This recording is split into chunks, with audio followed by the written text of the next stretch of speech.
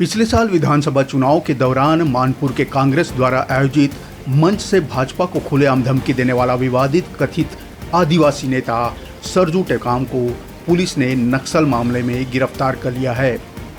Police को सरजू टेकाम के नक्सल connection की सूचना मिली थी। मोहला मानपुर पुलिस अधीक्षक YP सिंह के मुताबिक सरजू टेकाम के तार नक्सलियों से जुड़े हुए थे और नक्सलियों को सामान की सप्लाई करता था, जिसके बाद सरजू टेकाम के घर छापामार कार्रवाई की गई और उसके घर से बारूद, डेटोनेटर, बैटरी वायर,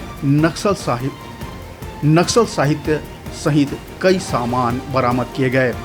पुलिस ने कथित आदिवासी नेता सरजू टेकाम को गिरफ्तार कर लिया है। पुलिस ने सरजू टेकाम के विरुद्ध विस्फोटक अधिनियम की धारा के तहत कार्रवाई की गई है और NIA कोर्ट बिलासपुर में पेश किया जा रहा है। सरजू टेकाम की गिरफ्तारी के बाद बड़ी संख्या में ग्रामीण थाने पहुंच गए थे। पूर्व में टेकाम से स्थानीय भाजपा नेता बिरजू तारम हत्याकांड के संबंध में भी पूछताछ की जा चुकी है, जबकि पिछले साल सरजू टेकाम ने मंच से ऐलान किया था कि अगर भाजपा नेता वोट मांगने आए तो उन्हें काट डालो। अपने इसी भाषण के बाद सरजू टेकाम सुर्खियों में आए थे।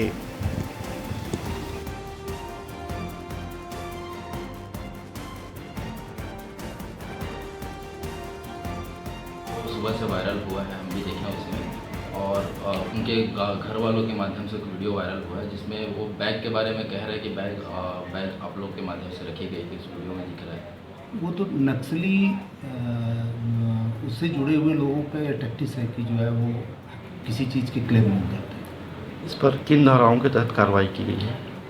उसे UAPA एक्ट के तहत कार्रवाई कर NIA कोर्ट बिलासपुर में पेश किया गया है।